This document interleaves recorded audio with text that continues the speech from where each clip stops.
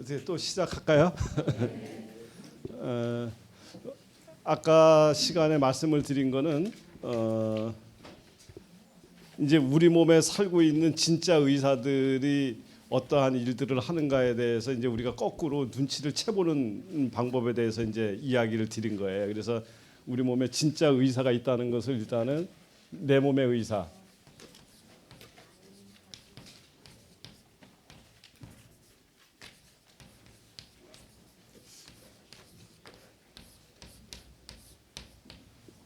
내 몸 안에 있는 의사를 극대화시켜서 그 의사를 시키면 우리 몸 치료가 참 잘 되는데요. 바깥에 있는 의사를 찾아서 하려고 그러면 치료가 잘 안 돼요. 그래서 내 몸 안에 있는 의사를 보고 내 몸을 치유하게 만들어야지 된다라는 이야기를 이제 다른 비유를 들어서 설명을 드린 거였었고요. 또 이제 이런 어떤 먹는 이야기뿐만 아니라 아까 처음에도 말씀을 드렸지만은 우리 몸의 정신 세계도 또 감히 이야기를 하지만은 기도의 문제도 크게 외부에 나가서 말로 하고 다니는 기도가 중요한 것이 아니라 내 몸 안에 잠자고 있는 내 몸 안에 있는 진짜 나한테 기도를 하고 그 진짜 나가 절대자한테 연결을 시켜주는 연결고리를 이 공명하게 파장으로 주파수를 맞추게 만들어주면 기도의 응답이 더 빠르지 않을까 이렇게 생각을 합니다.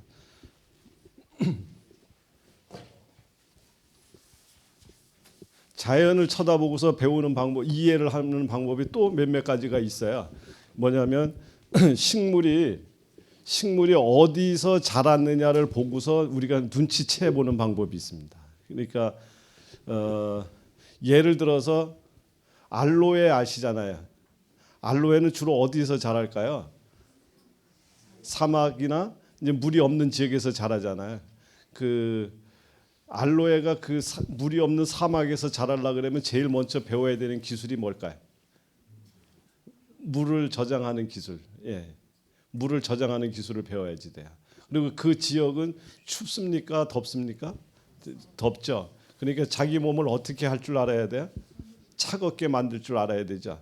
그래서 이제 제가 이 이야기를 왜 드리냐면 모든 식물들은요. 이제 동물들도 마찬가지지만 이 동물들은 식물에 비해서 날씨가 나쁘거나 환경이 지금처럼 추워지거나 이러면 실내로 들어올 줄도 알고 다 자기 몸을 피할 줄 아는 운동신경이 발달되어 있는 데 비해서 식물들은 운동신경이 전혀 없어요. 그래서 식물들은 자기가 앉은 자리에서 무조건 되고 적응을 하고 살아가지 않으면 식물들은 자기 생명을 유지할 수가 없다 그 뜻입니다. 그래서 자기가 적응하기 위해서 자기가 그 자리를 뿌리를 내리기 위해서 몇몇 가지의 성분을 만들어낼 줄 알아야 되고 예를 들어서 자외선이 많은 지역에서 자라나는 식물은 자외선으로부터 자기를 보호할 줄 아는 자외선 차단제를 만들어낼 줄 알아야 되고 해충이 많은 지역에서 자라나는 식물은 해충을 이겨낼 수 있는 무엇인가를 준비하지 않으면 안 된다 그 말입니다. 그리고 추운 데서 자라야 되는 식물들은 자기 몸을 추위로부터 견뎌낼 수 있는 뭔가를 자기 몸을 보호하게끔 만들어야지 되고요. 이래서 식물들은 그런 것들을 철두철미하게 만들어내고 있습니다. 그리고 자기 혼자 힘으로 안 되면 외부의 힘을 빌려서라도 이렇게 해서 만들어내는데 그때 그 만들어지는 물질들의 이름을 우리가 통칭해서 파이토케미칼류라고 그래요. 그래서 요거를 잘 이해를 하면 이 식물들이 갖고 있는 이 성분이 무엇냐 책을 찾아보면 뭐 그 안에 비타민도 들어있고 뭐가 들어있고 미네랄이 어쩌고 저쩌고 나오는데 이런 것들은 전문가들 보고 공부하라고 그러고 우리는 그냥 척하면은 그냥 짐작만 하면은 된다 이 말입니다. 그래서 짐작을 하는데 그 중에 알로에 같은 걸 갖고 이야기를 나누자면 알로에는 이 물이 없는 사막 지역에서 자라야 되기 때문에 제일 먼저 배워야 되는 기술이 물 저장하는 능력을 배워야지 돼요. 그래서 그리고 또 더운 지역에서 자라기 때문에 자기를 차갑게 만들어서 더위로부터 자기를 보호할 수 있는 능력 두 가지를 배우지 않으면 알로에는 살아갈 수가 없다 그 뜻입니다. 그래서 알로에를 탁 쳐다보는 순간 뭐 어떻게 쳐다봐야 되느냐 비타민 A가 많고 거기에 무슨 복합당이 들어있고 이건 다 이런 거 공부하는 게 아니라 그냥 수분 저장 능력이 뛰어나면서 성질은 차가운 식물 이렇게 하면 알로에가 다 보인 거예요. 그래서 수분 저장 능력이 뛰어나다고 그랬으니까 그거가 화장품에 섞였어요. 알로에를 탁 이제 화장품을 보니까 알로에가 섞였어. 어떤 목적으로 섞어놨을까요? 보습 효과, 이게 알로에가 들어간 걸 봐갖고 보습 효과가 꽤 좋겠는 걸 이렇게만 알으면 알로에 성질을 충분히 파악한 거예요. 그리고 성질이 차갑잖아요. 그래서 겨울철보다는 언제 쓰는 게 좋을까요? 여름철에 피부를 진정시킬 때 이렇게 쓰고, 그다음에 화상을 입었거라든가 이랬을 때 알로에가 들어간 걸로 쓰면 굉장히 효과적이겠다. 이렇게 해서 알로에를 이해를 하시면 되고, 알로에를 먹는 사람들 있잖아요. 먹는 사람들 같은 경우에 뚱뚱한 사람이 있습니다. 뚱뚱한 사람하고 마른 사람이 있는데, 뚱뚱한 사람하고 마른 사람하고 알로에는 누구한테 잘 맞을까요? 알로에는 수분 저장 능력이 뛰어나다 그랬으니까 뚱뚱한 사람보다는 마른 사람한테 더 좋겠죠. 예, 마르고 피부가 건조한 사람, 그리고 그게 차가운 성질을 갖고 있으니까 장 안에 열이 많은 사람, 열이 없는 사람, 많은 사람. 예, 그래서 장 안에 변비의 경향을 보이고 있는 사람. 이러면 그냥 알로에를 정확하게 쓸 사람이 눈에 보인 거예요. 예, 그런데 누가 알로에 먹고 장이 좋아졌다 그러니까 옆에 있는 사람이 그 소리를 듣고 나가고 자기도 알로에를 이제 사다 먹는 거예요. 그래갖고 맨날 설사를 하고 있어. 진짜 얘기예요. 20년 동안 알로에를 먹고 설사한 사람이 있어요. 그래서 얘기를 이것저것 다 물어봤는데 자기 문제가 없다는 거예요. 그래서 나중에 얘기를 보다 나니까 알로에 먹고 있는 게 나왔어요. 그래서 알로에 끊어보라고 그랬더니 끊고 났더니 장이 고쳐지잖아요. 그래서 친구 따라 강남을 가면 안 된다 그 뜻입니다. 어떤 사람이 맨날 머리가 아파요. 만성 두통을 갖고 있는 사람이에요. 그래갖고 병원이란 병원 다 다니고 할 검사라는 검사는 다 하고 했는데도 그 사람의 병을 치료해 준 사람이 하나도 없는 거예요. 근데 하루는 이 사람이 와이셔츠를 맞추려고, 요즘은 안 맞추지만 와이셔츠를 하나 맞추려고 그 와이셔츠 맞추는 집에 양복점에 가서 와이셔츠 목을 쟀더니 그 목을 재는 사람이 깜짝 놀라는 거예요. 뭐냐면은 이렇게 꼭 끼는 거를 입고 다녀서 맨날 머리가 아프지 않으셨어요? 이러는 거예요. 예. 그래서 요걸 넉넉하게 맞추니까 두통이 사라졌다는 얘기입니다. 예. 그런 식으로 우리 건강은 조금 지혜롭게 쳐다보기 시작하면 많은 것들이 보이는데, 그냥 누가 그랬더라 해갖고 그걸 따라하기 시작하면 나한테 득이 되는 것보다는 실이 되는 것이 훨씬 더 많다. 예, 그런 얘기고요. 그래서 알로에 같은 경우에는 이제 몸이 건조하고 속에 열이 있어서 변비의 경향을 갖고 있는 사람한테는 대단히 유익한 작용을 하지만, 그냥 조금만 뭔가 찬 것만 먹어도 설사를 하고 몸이 뚱뚱한 사람, 그다음에 몸에 수분이 너무 많아가지고 몸이 자꾸 붓는 사람, 이런 사람들은 알로에를 먹게 되면 몸을 더 많이 망가뜨리는 거예요. 그다음에 버섯 있죠. 버섯 같은 거는 어디서 자랄까요? 습한 지역에서 자라잖아요. 그 버섯이 배워야 되는 첫 번째 기술은 뭘까요? 버섯은 자기 습기를 날려버리는 그것을 배우지 않으면 그 자리에서 걔는 살아남을 수가 없어요. 그래서 걔는 다른데 배추를 말린다든가 물을 말리는 거라든가 이런 거하고는 게임이 안 될 정도로 버섯을 말려보면 완전히 부스러지도록 말라요. 그렇죠. 걔네들이 갖고 있는 성질은 마르는 거예요. 건조해지려고 하는 거예요. 그러면 몸이 뚱뚱한 사람이 버섯을 먹는 게 좋을까요? 마른 사람이 먹는 게 좋을까요? 뚱뚱한 사람들이 그거를 먹게 되면 다이어트 식품이 되는 거예요. 근데 마른 사람이 많이 먹게 되면 오히려 다이어트보다는 더 다이어트가 돼버리죠. 몸을 마르게 만들어버리는 그런 것들이 갖고 있는 것이 버섯이다 그 말입니다. 그래서 겉에 어느 지역에서 자랐느냐를 보고 얘네들은 무슨 성질을 배우고 있을 것이다라는 것을 우리가 짐작을 하게 되면 남들보다 굉장히 현명하게 재료를 선택해서 쓸 수가 있는데, 비가 많이 와갖고 몸이 눅눅하고 왜 천근만근되고 몸이 무거워요. 그날 배추국 끓여 드실래요? 버섯국 끓여 드실래요?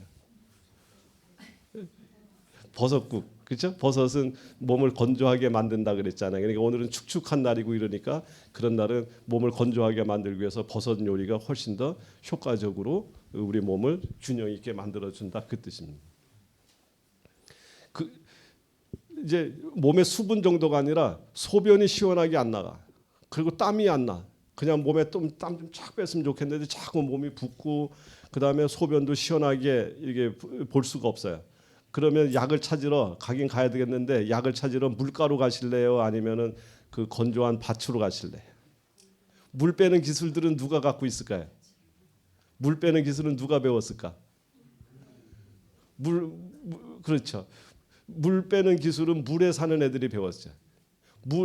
물에 사는 애들이 뿌리를 내리고 사는 애들이 물을 빼는 기술을 못 배우면 물이 들어와서 지금 터져버릴 거 아니에요. 물이 무슨 계속 빨아당기다가 말고 물에 터져버리잖아. 그러니까 걔는 물이 들어오는 족족 빼내버려야 걔네들도 항상성 호메오스타시스 기능이 살아나면서 항상 거기서 살 수 있는 거잖아요. 그래서 물 속에서 사는 미나리라든가 연뿌리라든가 이런 것들은 대단히 뛰어난 이 물을 빼는 기술을 갖고 있습니다. 그래서 그것들을 우리가 먹게 되면 이렇게 몸이 붓는다든가, 그래서 간 경화라든가 이런 걸로 복수가 찼을 때 미나리를 갖다가 즙을 내서 먹는다든가, 아까 김치 만드는 이야기 드렸잖아요.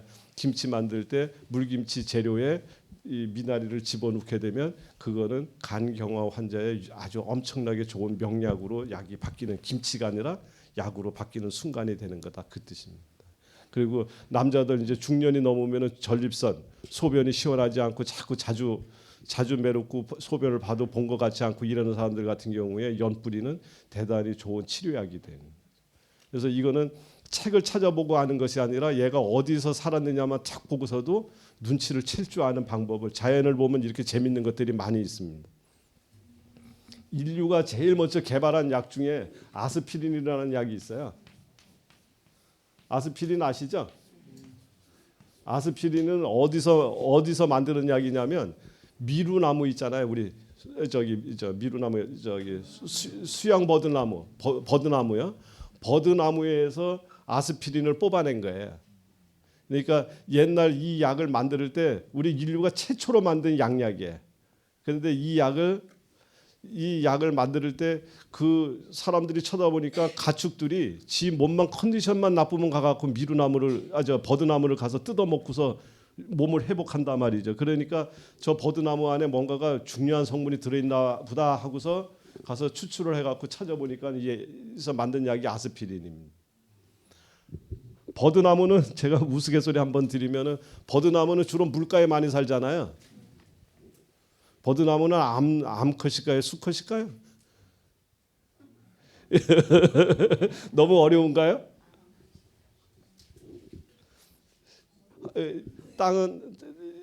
땅은 하늘은 우리가 보통 뭐라 그러죠? 남자. 땅은 여자. 태양은 남자. 달은 여자. 불은 남자. 예, 잘하시네. 그럼 물이 좋아갖고 물에다가 뿌리 내리고 사는 버드나무는 남자 여자? 남자. 예, 잘하시네. 예, 그 남자가 되는 겁니다. 그러니까 남자니까 이 아스피린은 성격이 이 남자 성격을 갖고 있어요. 남자 성격을 갖고 있어갖고 이 굉장히 공격적이고 동적이야. 움직임이 굉장히 활발해요. 그리고 뭐든지 다 이렇게 막힌 거면 다 부셔버리려고 하는 성질을 갖고 있습니다. 그래서 그 성질을 이용해서 아스피린을 저용량으로 매일같이 조그맣게 이렇게 100ml짜리 먹게 되면 그 혈관이 막혀 있는 그 혈전이라든가 피에 덩어리가 져 있는 거, 이런 것들을 갖다 부시기 위해 갖고 지금 병원에 가면 보통 아스피린 처방을 하세요. 콜레스테롤이 높으신 분이라든가 고혈압이라든가 이런 분들 이거 갖다 처방을 하시는데, 얘는 이렇게 막힌 걸 뚫는 게 너무 힘이 강해 갖고 정상적인 위장 벽도 뚫어버리기 때문에 너무 지나치게 위장이 약하신 분이라든가 이런 분이 이걸 지나치게 많이 드시게 되면 위장이 구멍이 나요, 진짜로. 예, 그래서 위장이 약하신 분들이 또 그냥 남들도 아스피린 먹으니까 나도 먹자고 드시면은 안 된다, 그 뜻입니다. 예, 그래서 얘를 먹으면은 땀이 많이 날까요, 안 날까요? 예, 땀 빼는데 선수입니다. 왜냐하면 물가에서 자라고 있기 때문에 물을 뿜어 올려내는데 선수기 때문에 우리가 진통제로 쓰는 아스피린, 타이레놀, 우리 일반적으로 아는 뭐 펜잘, 개보린 뭐 등등 브루펜 이런 종류의 약들을 놓고서 봤을 때 가장 땀을 잘 나게 만드는 발안제는 아스피린. 얘가 출신이 어디냐면은 버드나무 출신이라서 그래요.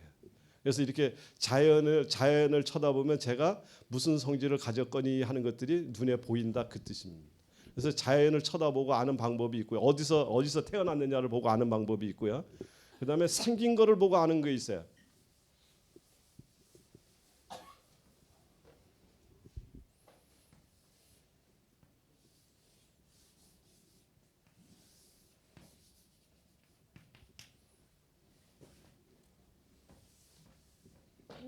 얘는 무죠. 얘는 배추. 얘하고 둘 중에 누가 남자예요? 무. 예. 얘하고 둘 중에 누가 추울까요? 바깥에 태양이 여기 바깥에 있어요. 누가 추울까?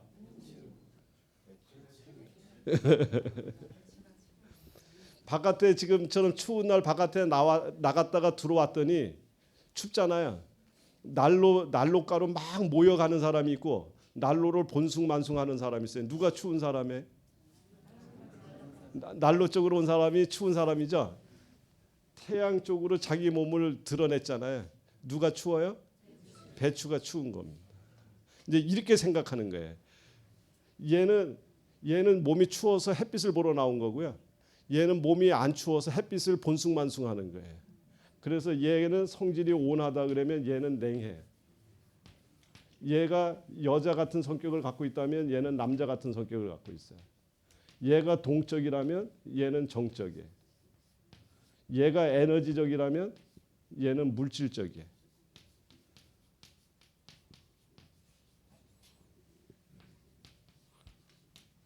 그래서 물을 먹게 되면 동적인 힘이 강하고 에너지가 굉장히 강하기 때문에 먹자마자 누가 먹어도 다 시원하다 이래. 그렇죠? 기운이 쫙 퍼져나가는 것을 느끼잖아요. 근데 배추를 먹고 나가고는 구수하다 소리는 해도 시원하다 소리는 안 하잖아요. 얘는 물질적이기 때문에 그래요.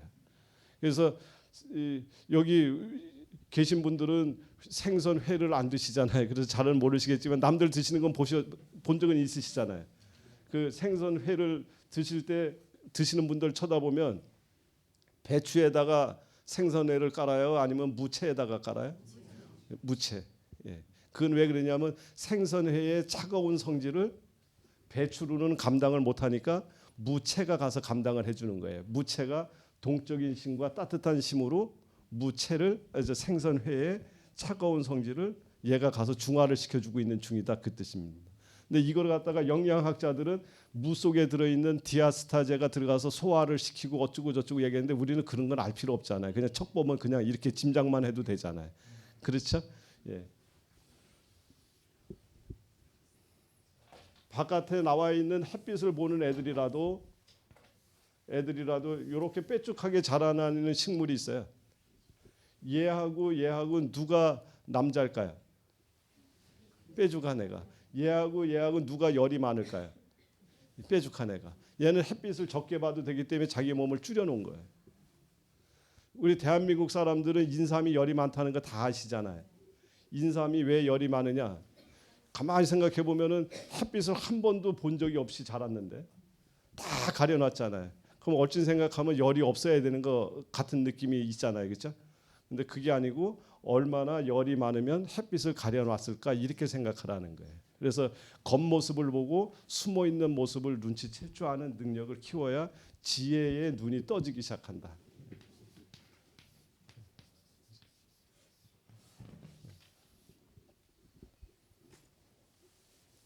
똑바로 자라나는 나무는 똑바로 자라나는 제목을 쓰려고 하는 이런 똑바로 자라나는 나무는 아프리카하고 시베리아하고 어디에 많을까요? 예, 시베리아 쪽에 많습니다. 시베리아에서 자라나는 나무는 추우니까 오로지 태양을 향해서 옆을 쳐다볼 틈이 없이 오로지 태양을 향해서 올라가는 거예요. 근데 이 아프리카에서 더운 지방에서 자라나는 거는 똑바로 자라는 나무도 있겠지만 이 가지만 뻗으면 햇빛을 받을 수 있기 때문에 걔네들은 울창해지려고만 해요. 예, 울창해지려고만. 그러나 이 추운 지역에서 자라는 로키 산맥에서 자라는 나무나 시베리아에서 자라나는 나무들은 전부 다 그냥 지금 정신없이 올라가기만 해요. 그래서 똑바른 나무. 이것들이 식물들이라든가 이것들이 갖고 있는 본능적인 성장 과정이다라는 거. 이해되셨죠? 이래서 이제 이런 식물들이 갖고 있는 특성들을 쳐다보고 내 몸에 필요한 부분을 어느 쪽 애들을 통해서 도움을 받을 것인가를 결정지어서 그쪽 애들을 갖고 도움을 받게 되면 항상 몸을 균형 있게 맞춰가면서 건강을 유지해 갈 수 있다는 거예요. 예, 그 이야기를 하려고 지금 이 이야기를 자꾸 하고 있는 겁니다.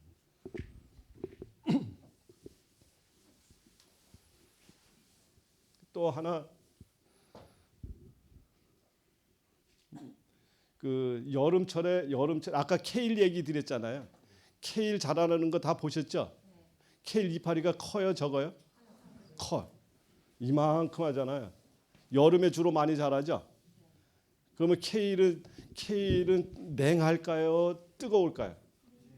예, 이제 쉽게 잘 아시네. 예, 냉합니다. 그래서 아까 심장 열이 올라갖고 열 받았는 거를 아까 끄집어 내리는데 제가 황련 해독탕하고 뭐를 섞는다 그랬어요? 케일 섞는다 그랬죠. 이제 케일 섞은 이유를 이해하셨어요? 예, 케일을 섞게 되면 위로 열이 올라와 있는 것을 전부 끄집어 내리는데 성질이 굉장히 뚜렷한 성질을 갖고 있습니다. 그래서 이 여름철에 한여름에 이파리가 크게 자랐다는 얘기는 얘는 성격이 엄청나게 냉하다. 예, 그 뜻이에요. 냉하고 또 이파리를 넓게 만들었다는 얘기는 햇빛을 얼마나 많이 쬐고 싶으면 이파리를 이만큼 키웠겠어요. 그래서 얘는 지 몸이 엄청나게 추운 애다 이렇게 쳐다보시고 몸에 열이 많이 나갖고 막 스트레스 받고 가슴이 답답하고 눈이 막 그냥 바깥으로 쏟아져 나오려고 하고 이럴 때 케일을 드시게 되면 굉장히 도움을 많이 받는 거예요. 근데 그 케일이 어디 케일이라 해야 돼요? 한농 케일이라 해야 돼요. 그렇습니다. 예, 이렇게 해서 이제 이런 식물들을 자라나는 것을 보고서 하는데 그러면 이제 그 보리 새싹 있잖아요. 보리 새싹 같은 경우에는 이런 관점에서 쳐다보면은 걔는 물론 식물이기 때문에 전체적으로 다른 거에 비해서는 이 냉한 성질을 기본 바탕으로 갖고는 있지만 보리 새싹이 언제 자라요? 겨울에 자라죠. 그렇다 그런다면 케일하고 보리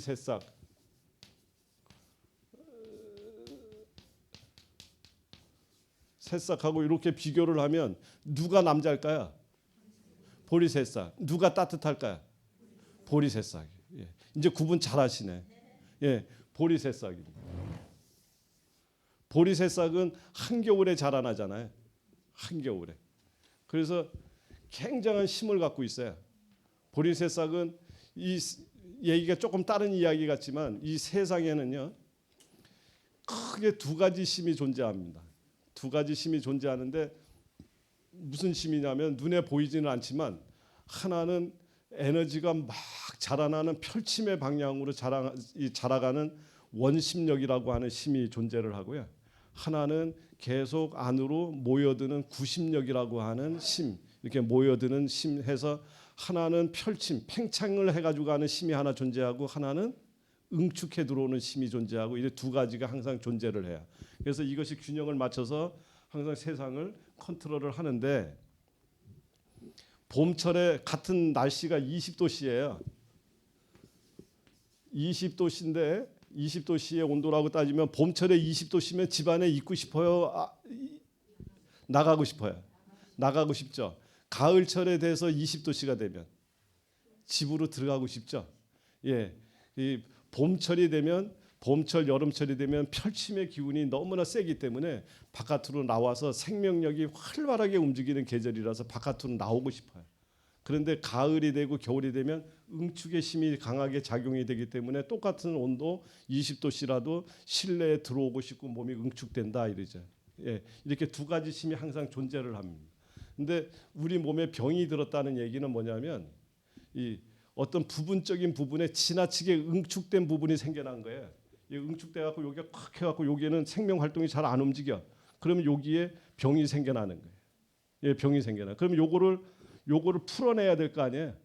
풀어내려 그러면은 응축이 된 걸 막 그냥 이렇게 갖고 나사가 완전히 쪼여 갖고 들어가 있는 거를 풀어내려 그러면 거꾸로 풀어내야 되잖아요. 그 풀어내려면 강력한 힘이 들어와 갖고 거꾸로 이렇게 돌려내서 이렇게 풀어내야지 되는데 그 강력한 힘을 가진 것들이 바로 이런 것들이다.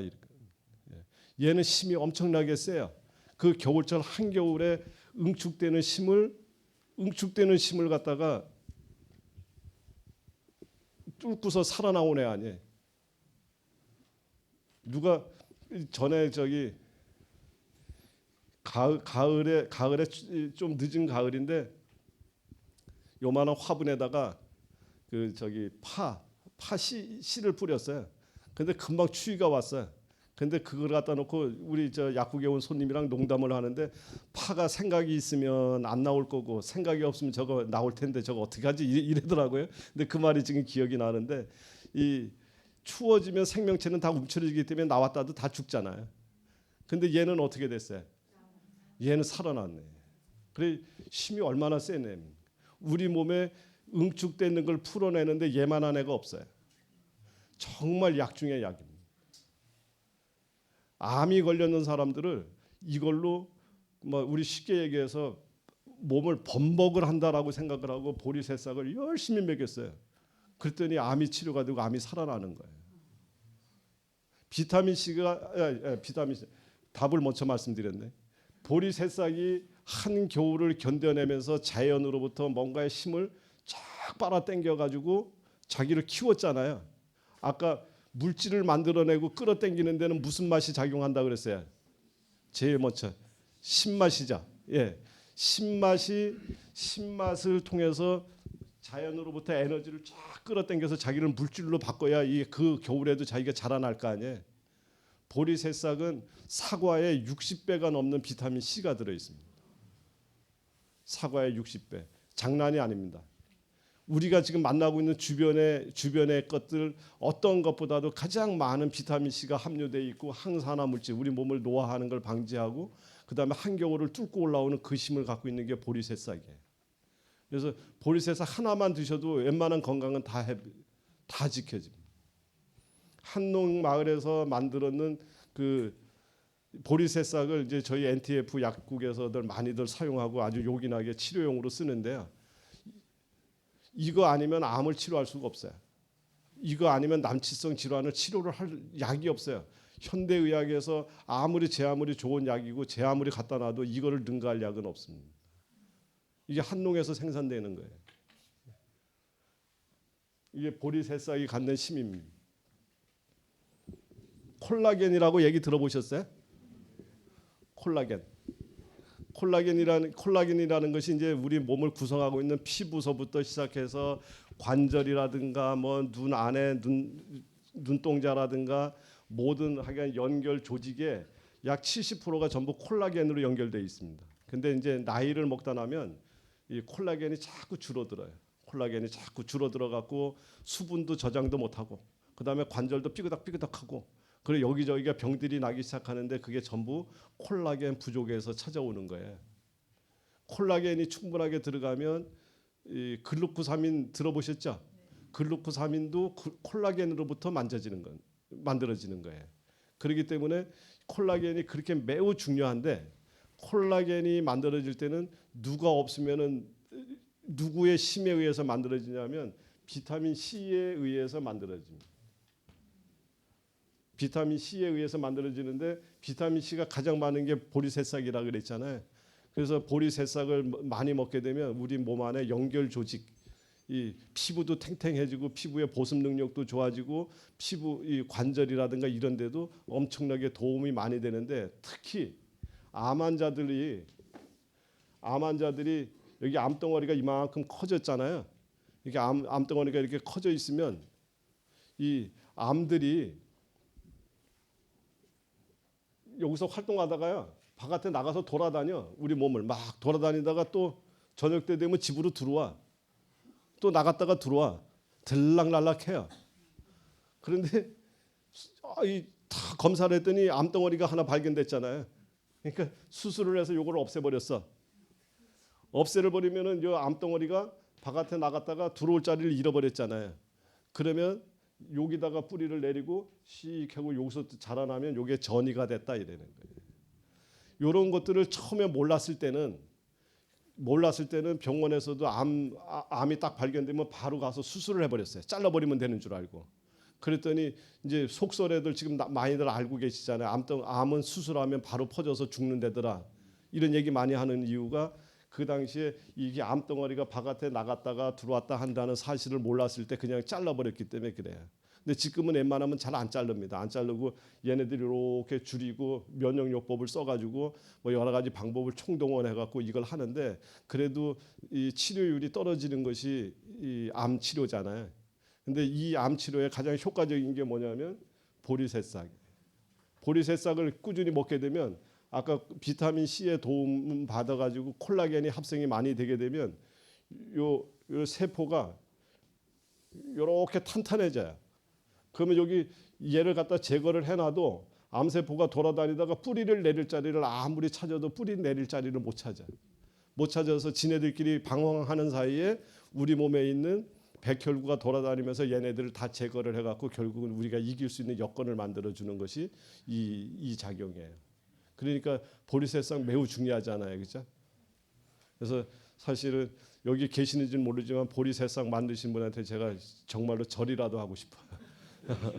어디? 예, 감사합니다. 예. 이렇게 소중하고 중요한 겁니다.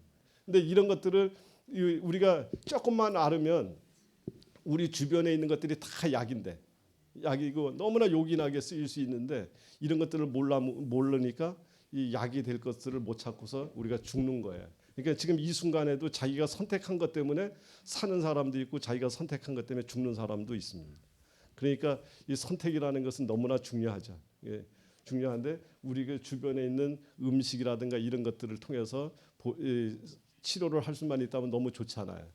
이 보리새싹 얘기 나온 김에 조금만 더 이야기를 드리면은요.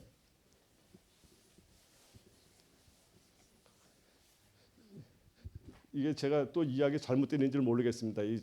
갑작스레 제가 조금 이제 몸이 움츠러지는데 이 땅이 여기 토지가 있잖아요. 그래서 여기 구덩이를 팠어요.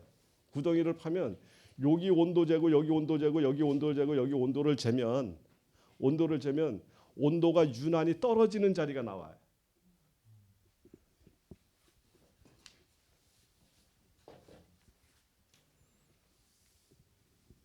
이렇게 온도가 떨어지는 자리가 나옵니다. 이 땅도요. 어떤 데 가서 땅을 파서 온도를 재느냐면 농약이라든가 비료를 많이 뿌렸던 땅에 가갖고 땅을 파갖고 온도계를 집어넣어갖고 측정을 하게 되면 이 온도가 유난히 떨어지는 요 층이 생겨나는데 요 층을 비적토라 그래, 비적층이라 그래요. 비료가 적체된 층이라고 얘기를 합니다. 그 여기에는 땅도 죽었고 여기에는 식물들이 내려와서 활발하게 식물들이 뿌리를 뻗어 나갈 수가 없을 정도로 여기에 땅이 얼어붙은 자리예요. 이 자리는 식물이 못 살아. 그래서 뿌리를 깊게 내릴 수가 없어요. 그러니까 식물들이 심이 약하고 죽어가잖아요. 그래서 농약을 뿌리고 비료를 하게 되면 땅이 다 죽어버리는 거예요. 사람도 똑같습니다. 사실은 조금 이따가 사람의 이걸 견주해서 설명을 드리겠지만 사람도 똑같은데 땅이 이렇게 죽어갈 때 이 비적층을 없애주는 가장 효과적인 방법이 여기다가 첫 번째 콩을 심고요. 콩을 심으면 콩이 얘네들을 다 잘게 이렇게 깨트려주는 아주 대단히 유용한 작물로 알려져 있습니다. 그래가지고 이렇게 깨트려주고 난 다음에 그 다음에 보리를 갖다 심어버리면 보리가 이걸 전부 빨아당겨 갖고 바깥으로 다 날려버려서 비적층을 없애주는. 그래서 흙을 정화시켜주는. 그러면 우리 사람 몸에 암덩어리가 생겨나고 암이 생겨나고 우리 몸에 여기저기가 지금 순환이 안 되고 막혀버렸어요. 치료를 어떻게 할까요? 콩하고 보리면 치료가 된다 그 뜻입니다. 땅도 이걸로 치료하는 거예요. 땅도. 맞습니까? 네. 네, 이걸로 훌륭한 치료 방식이 됩니다. 그래서 이 콩은요, 콩에 있는 그 탄수화물은 저항성 탄수화물이라 그래서요.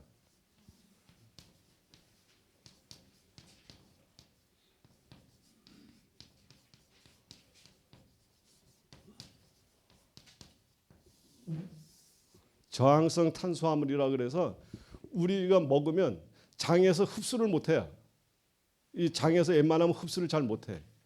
그래 여기다 콩을 씹어놨더니 얘가 이거 흡수 안 해갖고 여기 안에 못해 들어가고 여기 그냥 깨부시는 일만 했다는 얘기나 똑같습니다. 그러니까 콩을 우리가 먹으면 장에서 흡수를 해서 우리 몸속으로 영양분을 끌고 들어가야 되는데 콩의 영양분은 우리 몸속으로 잘 안 들어가죠. 대부분이 그냥 장 안에서 그냥 바깥으로 통과하고 빠져나가는데 단지 무슨 일이 벌어지느냐 하면 콩을 우리 몸속에 사는 미생물이 엄청나게 좋아해요. 그래갖고 미생물이 먹어갖고 우리 몸에서 좋아하는 유용 물질을 미생물이 만들어주는 원료로서 대단히 유익합니다. 그래서 이 콩을 먹게 되면 미생물들이 장 속에 있는 우리 유산균들이 콩을 먹어서 우리 몸이 필요로 하는 걸 만들어서 우리 몸에 흡수시켜주고 나머지는 전부 이 장 속에서 지저분한 거를 다 끌어갖고 묻혀갖고 바깥으로 끄집어내는 일을 콩이 하는 거예요. 그래서 콩을 꾸준히 먹게 되면은 피가 굉장히 맑아지고 콜레스테롤이 장내 콜레스테롤이 줄어들면서 종당에는 우리 몸이 전부 맑아지는 쪽으로 간다 그 뜻입니다. 그런데 이게 우리 몸에서와 똑같이 농사를 지을 때도 똑같이 적용되는 것이 너무 똑같은 방식의 원리에 의해서 그렇게 적용이 되고 있다는 사실을 지금 제가 보리새싹 이야기를 하면서 생각난 김에 조금 더 말씀을 드린 거예요.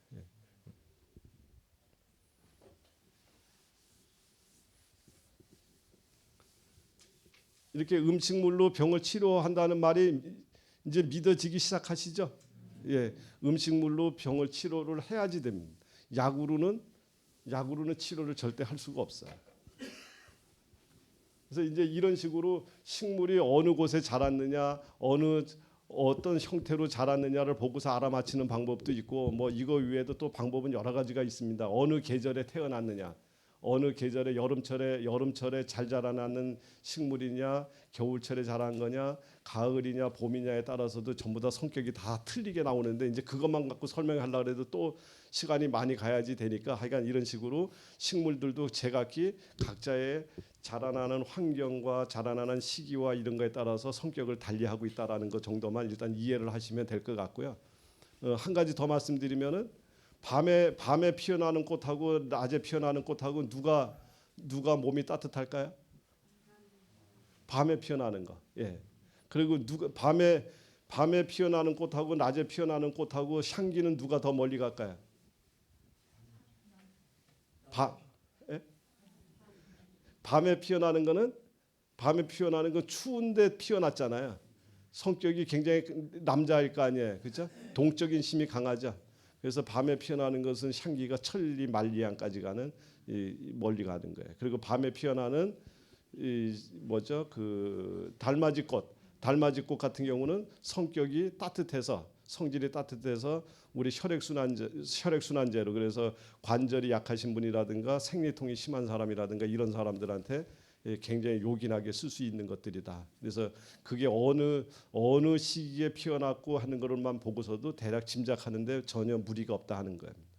이렇게 식물의 세계는 오묘하기 짝이 없습니다. 그리고 식물들은요 또 기가 막힌 것들이 있어요. 이 동물들은 이 식물에 비해서 생명력이 그렇게 강하다고 할 수가 없어요. 이 동물들은 요리 피키고 조리 피키고 이렇게 하다가 타크닥하고 걸려들이면 그거를 이겨낼 수 있는 힘이 없는데 식물들은 그 자리에서 자기가 죽으나 사나 살아야지 되잖아요. 그래서 식물들은 그 살아나려고 하는 생명력이 무진장 강한데 그 강한 것 중에서도 무슨 성질이 가장 집약적으로 강하냐면 후손을 남기려고 하는 성질이 강합니다. 후손을 남기려고. 그래서 그 장다리꽃이라고 아세요? 장다리꽃 아시죠?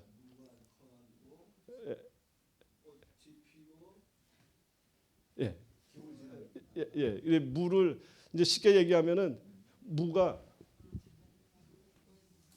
무는 뿌리를 내려야지 제 기억이잖아요. 근데 계절을 조금 놓쳐가지고 늦게 뿌려버렸어요. 씨앗을 늦게 뿌려버리면 이 무의 입장에서는 지금 급한 거야. 무의 입장에서 급하니까 뿌리를 안 만들고 그냥 대궁을 만들어서 그냥 바로 꽃부터 피워서 자기 후손을 만드는 일을 할 때 피어나는 꽃을 장다리꽃이라고 얘기를 합니다. 예, 이럴 정도로 이 생명의 세계는 무궁무진하고 오묘합니다. 그러니까 자기가 살리려고 하는 것들이. 이 호박을 많이 달리게 하려면 어떻게 할까요? 심어놓고 잠시 스트레스를 주면 돼요. 심어놓고 잡았다가 살짝 당겼다가 딱 놓으면 그러면은 얘는 생각이 바뀌는 거지. 왜냐하면 내가 죽을지 모르겠다.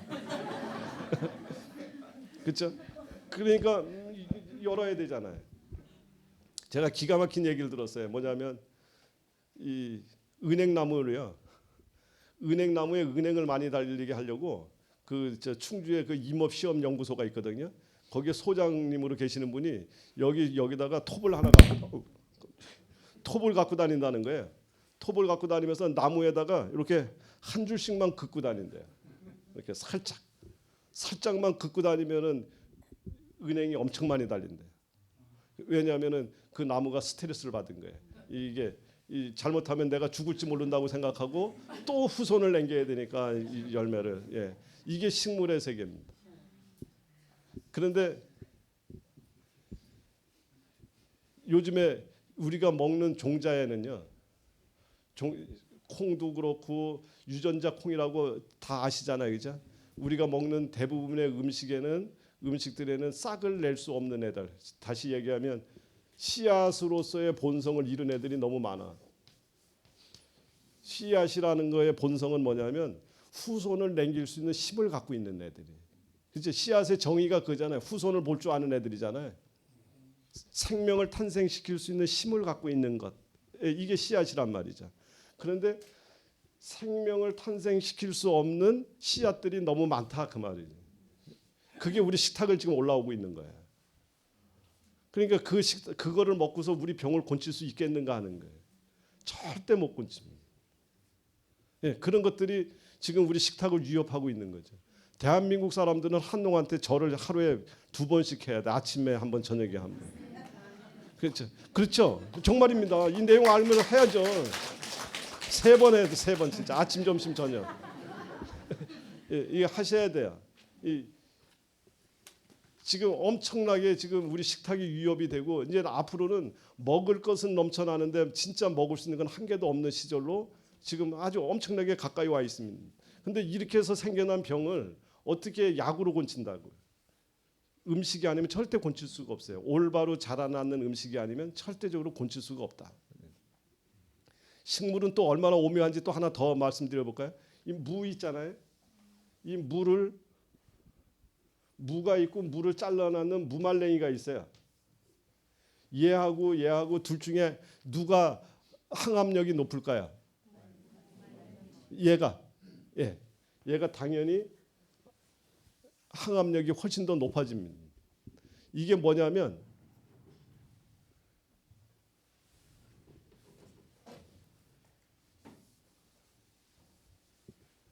이 무는요, 무가 무말랭이가 되는 순간 무 입장에서는 지금 심각한 사건이 벌어진 거예요. 자기 신체가 어떻게 됐어요? 심각한 훼손을 받았잖아요. 그러니까 이 훼손된 신체를 빨리 복구해야 될 거 아니에요. 그래서 복구해야 되는 호르몬이 나오기 시작해요. 예, 그거가 리그난이에요. 여기에도 리그난이 들어있지만 여기에는 그렇게 많은 숫자가 안 들어있고 미미하게 들어있어요. 그런데 무말랭이에는 아주 엄청난 양으로 리그난의 숫자가 증가를 해버려요. 그래서 리그난이 엄청나게 많습니다. 그래서 얘도 이제 말리는 걸 어떻게 말리느냐? 지금처럼 추운 때 눈 속에서 바람 맞아가면서 말리게 되면 리그난의 수치는 훨씬 더 높아져요. 고추를 말릴 때도 집에서 그냥 건조기에다 말린 거하고 바깥에다가 말린 거하고는 그 내용의 성분이 하늘과 땅 차이로 바뀝니다. 그래서 이렇게 바뀔 때 우리 몸에 유익한 성분들이, 다시 말하면 지 몸 지키려고 만들었던 성분들이잖아요. 지 몸을 어떻게든지 지켜보려고 만들었던 그런 성분들을 우리가 잘만 이해하면 굉장히 요긴하게 쓸 수 있다. 그래서 암이 걸렸거나 몸의 면역력이 떨어졌거나 우리 결체 조직이 망가져서 류마티스 관절이 와 있거나 이런 사람들한테 이 무말랭이는 엄청난 약이 됩니다. 그래서 무말랭이 요리로도 해서 드시지만 밥 위에다가 무말랭이를 집어넣고서 무말랭이 밥을 해서 드시게 되면 굉장히 도움이 많이 돼요. 소화만 잘 되는 게 아니라 얘가 갖고 있는 리그난이라고 하는 화학적 그 성분을 먹게 됨으로 인해 갖고 이런 치료들이 훨씬 더 요긴하게 된다. 그러니까 하나하나를 어떻게 활용을 해 갖고 쓰느냐에 따라서 그냥 음식이 되기도 하고 어떻게 쓰느냐에 따라서 약의 수준으로 끌어올릴 수도 있고 이런 거다. 이 무말랭이도 어디 무말랭이라 해야 돼? 진짜 잘하시네. 하여간 진짜 감사합니다.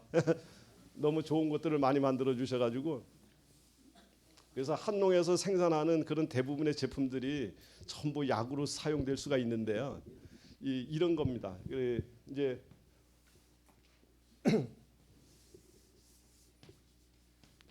여기 식물이 있습니다. 그래 식물이 있는데 이게 이제 예를 들어서 시금치라고 가정을 하고요. 시금치에 칼슘이 많이 들어있는 시금치를 기르고 싶었어요. 만들고 싶었어. 그래서 조개 껍질 가루를 여기다 갖다가 갈아서 뿌려놨어요. 그러면 여기가 조개 껍질이 많이 들어가 갖고 칼슘이 많은 시금치로 바뀔까요?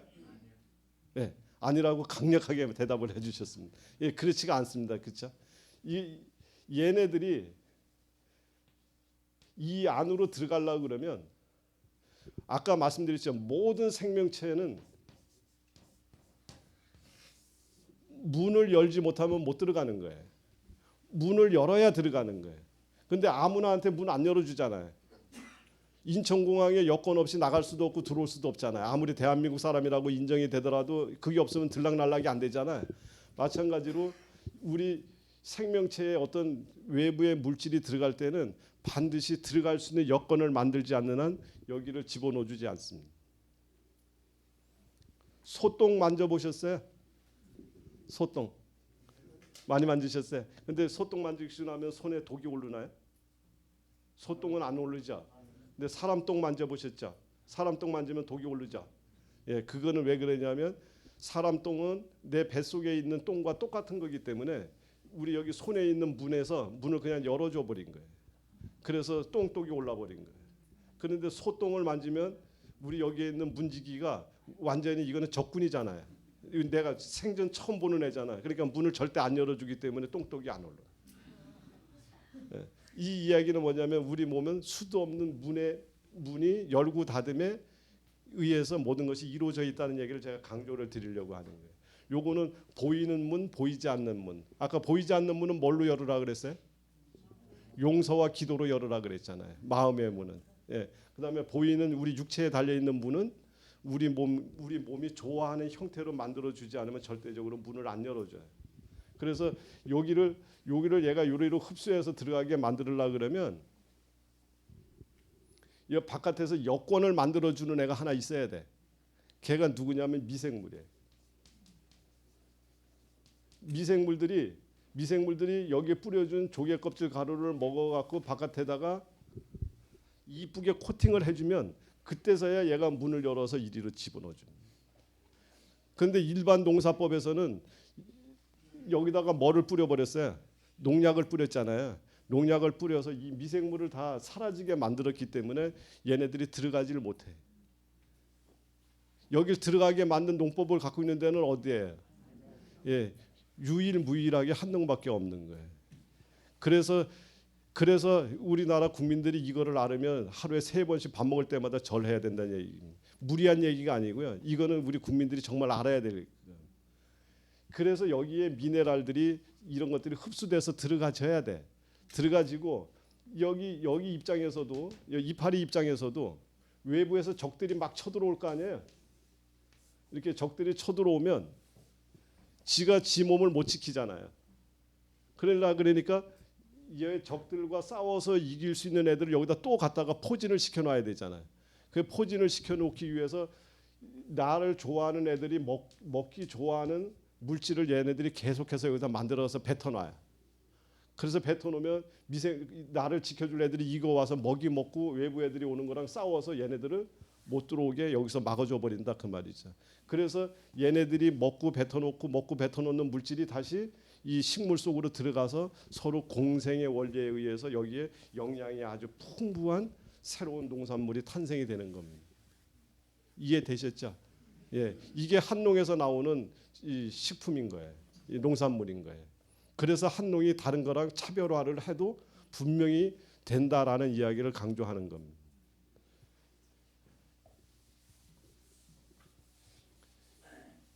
지금 농사법이 이렇게 안 돼 있기 때문에 아까 우리 몸은 몇 가지의 재료를 필요로 한다 그랬어요?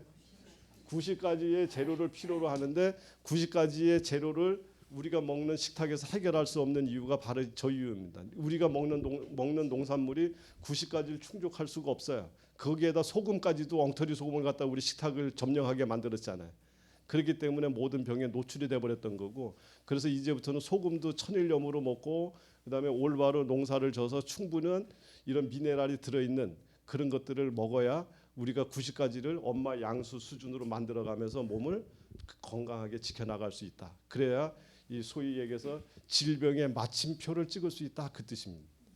예, 약으로는 절대 마침표를 찍을 수가 없어요. 그러나 음식으로 올바로 된 음식을 갖고 드시게 되면 질병은 종지부가 나고 거기서 마침표가 10년 동안 먹으면 최소한도 고혈압약 10년 먹었으면 치료가 돼야 되잖아요. 근데 안 되잖아요. 근데 올바른 식생활로 며칠만 해도 치료가 돼요. 예, 그것이 식생활이 갖는 중요한 원리다 하는 겁니다. 다시 중요한 얘기로 다시 한번 더 할게요.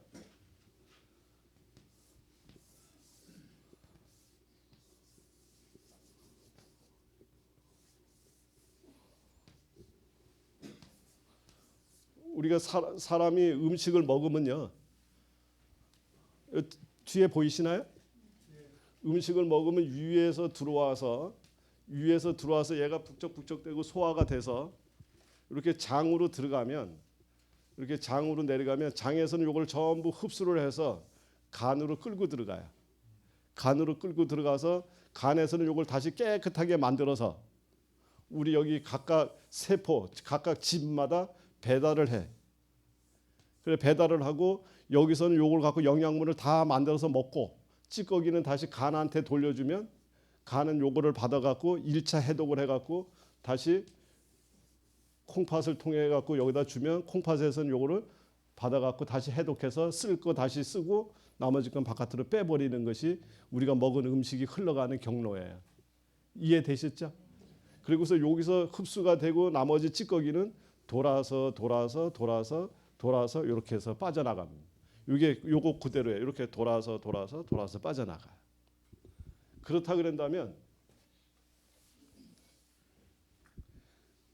우리 몸 안에 진짜로 들어가는 순간은 언제냐면요, 입에서 먹을 때가 아니고요, 입에서 먹어서 위에서 소화돼서 장에서 흡수를 하면 우리 몸으로 슛 꼬링 되고 들어간 거고요. 여기서 들어가지 않고 이렇게 빠져나가면 그냥 빠져나가 버린 거잖아요.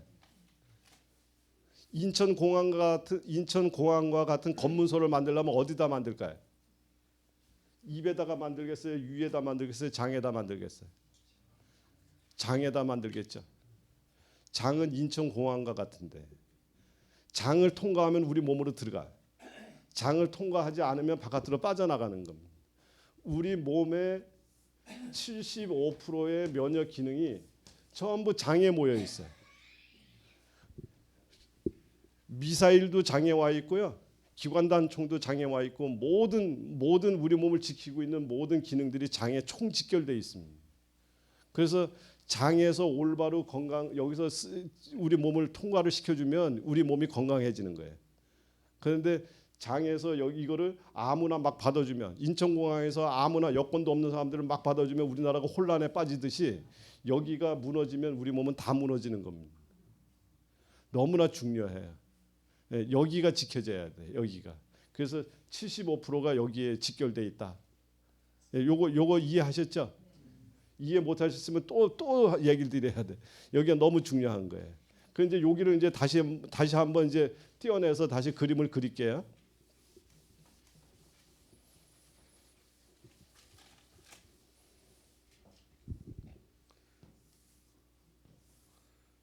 장 안에 보면 이렇게 육모 돌기라고 있잖아요, 그죠? 이렇게 오돌도돌한 거 이제 우리 보셨죠?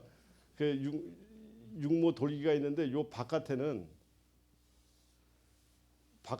우리 입 안에 이렇게 얘기하는 미끈미끈한 거가 요 장 안에도 이렇게 미끈미끈한 게 있어요. 그래 요거를 장 점막이라고 그래요. 장 점막이라고 있는데 요 장 점막을 우리 몸에 있는 병사들이 여기를 왔다 갔다 하는 거예요. 여기서 왔다 갔다 하면서 아무나 못 들어오게 여기를 지켜내는 거예요. 지켜내는데 장점막 바로 바깥에 또 누가 사느냐면 아주 덕지덕지하게 붙어서 사는 미생물이 있습니다.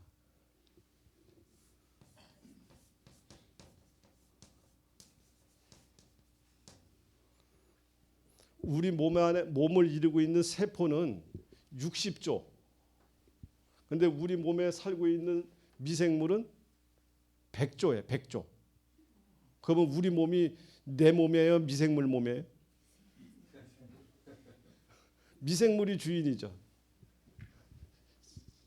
2007년도부터 5년 동안 미국에서 돈을 어마어마한 돈을 갖다 쏟아부어 갖고 우리 몸에 살고 있는 미생물에 대해서 조사를 했어요. 국가적으로 큰 돈을 들여 갖고요. 그 들였더니 그 미국에서 조사를 하기 전까지는 우리 몸 안에 약 한 400 종류 정도의 미생물이 살 거다라고 추측만 하고 있었는데 실제 조사를 해봤더니 10,000 종류가 넘는 애들이 우리 몸에 살고 있다. 근데 걔네들이 하는 일이 너무나 엄청난 일들을 많이 하더라는 거예요. 그래서 여기 애들이 호르몬도 만들고 인슐린도 얘네들이 만들고 얘네들이 모든 것들의 대부분을 얘네들이 만들더라 하는 것을 미국에서 어마어마한 돈을 들여갖고 연구하는 자료가 작년에 발표가 됐어요. 작년 8월에 발표됐는데 그 자료에 의하면 얘네들과 이 장점막을 지키고 있는 우리 면역 세포의 관계는 뛸래야 뛸 수가 없는 관계다. 그래서 얘네와 둘이가 대화하는 얘기를 해석할 줄만 알으면 우리 몸의 건강 문제는 다 끝났다라고 얘기할 정도로 이렇게 결론을 맺었습니다. 예, 얘네들이 수도 없는 대화를 할 거 아니에요. 대화 뭘로 할까요? 대화를 아까 벙어리는 기도를 어떻게 한다 그랬어요? 마음으로 한다 그랬잖아요. 그럼 얘네들하고 대화를 한글로 해요, 영어로 해요? 마음으로 하잖아요. 마음이라는 거는 바로 파동으로 하는 거잖아요. 파동으로. 내가 겉으로는 아주 선량한 척 웃어가면서 얘기를 해도 파동이 화가 나는 파동을 내보내면 우리 몸 안에 있는 얘는 이걸로 알아듣지 겉으로 웃고 친절한 척 얘기하는 그 얘기를 안 알아듣는다 그 뜻입니다. 얘가 알아듣는 말은 내 몸에서 진짜로 내보내고 있는 마음을 얘는 읽고 있다. 그래서 장을 뭐라고 얘기하냐면 제2의 뇌라 그래요.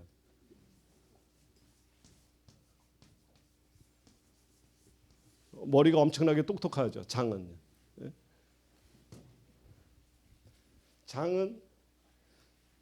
장은 여기서 우리 몸을 지켜내는 모든 일들을 우리 몸속에 내 몸속에서 같이 살면서 내가 생각하는 것을 전부 파동으로 알아듣고 내 몸을 지킬 것인가 말 것인가 하는 것을 얘네들이 결정합니다. 그러니까 다시 이야기하면 내 몸 안에 지금 암덩어리가 이만한 게 자라고 있어요. 내가 간절하게 기도를 해. 암덩어리가 없어졌으면 그러면 그 얘기를 누가 알아들어요? 장점막에 살고 있는 미생물이 알아듣고 얘를 없앨 수 있는 물질을 얘가 만들어서 들여보내서 없애준다 그 뜻이에요. 기도의 응답이 그렇게 온다는 거예요. 이해되셨어요? 정말입니다. 이거는. 얘는 생명체이기 때문에 그래요. 한 농에서 농사를 진 농산물하고 다른 데서 농사를 진 농산물하고 먹어보면 어디가 맛있어요? 당연히 한 농이지 뭐. 왜 그래요? 마음가짐을 어떻게 갖고서 농사를 지었느냐. 그러면 그 마음을 어떻게 갖고서 농사를 지을 때 거기에 참여했던 미생물들이 어떠한 물질을 만들어서 거기다가 놓아줬느냐. 한 사람은 이거를 지어서 빨리 나가서 크게 자라게 만들어서 돈을 많이 벌어야 되겠다고 하고 장사꾼 마음으로 농사를 지었고 하나는 이거를 우리 식량이 되고 건강을 지켜야 되겠다는 마음으로 농사를 지었다면 그거의 차이는 분명하게 달라진다 하는 얘기입니다. 맞죠? 예, 꼭 그렇게 돼 있습니다. 이거는 너무나 중요한 사실이에요. 그래서 여기를 튼튼하게 길러 주셔야 돼. 여기는 그 기능들이 너무나 발달되어 있는 곳이라서 간 이식 수술을 한다는 얘기 들어보셨어요? 콩팥 이식 수술 다 들어봤죠? 장 이식 수술. 예, 장은 남의 것이 들어와 갖고는 내 것 행세를 못 해요. 여기는 왜냐하면 우리 몸의 면역 기능들이 75%나 모여서 적군과 아군을 철두철미하게 구분하는 자리가 되나서 아무나 남의 것 갖다 떼어다가 붙여주지 못하는 자리다 그 말입니다. 예, 그래서 이 자리가 너무나 중요하는 거예요. 그건 지금 이 순간에 간이 좋아지고 있는지 콩팥이 좋아지고 있는 거 잘 모르잖아요, 우리는요. 그러면 우리는 뭐만 신경 쓰면 돼? 장이 지금 편안한가 편안하지 않은가를 신경 쓰시면 되는 거예요. 그래서 요 얘네들을 튼튼하게 잘 만들어 줘야 될 거 아니에요, 그죠?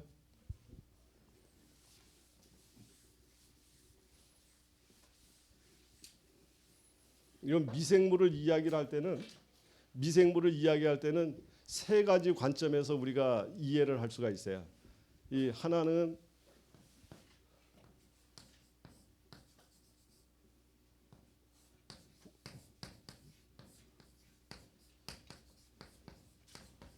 좀 어려운 얘기 같지만 프로바이오틱스라고 하는 개념으로 그 미생물을 쳐다보는 관점이 하나가 있고요. 또 하나는 프레바이오틱스라는 개념으로 쳐다보는 방법이 하나가 있어요. 또 하나는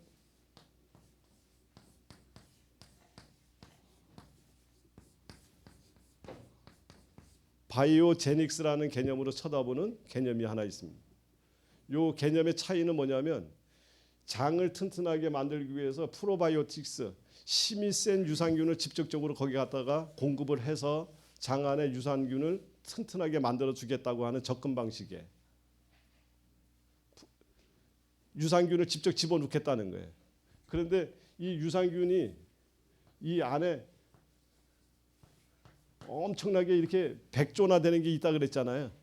근데 여기에 바깥에서 센 놈이 하나가 들어왔어요. 얘한테 이 자리를 내줄까요, 안 내줄까요? 잘 안 내줘요. 그래서 우리가 야구르트를 사 먹고 어떤 유산균을 직접 먹고 하는 것이 생각만큼 효과를 거두지 못하는 이유가 이 방법은 그렇게 효과적이지 못하다. 물론 의미가 있습니다. 그러나 이렇게 크게 우리가 기대했는 것만큼 효과가 나지 않는다.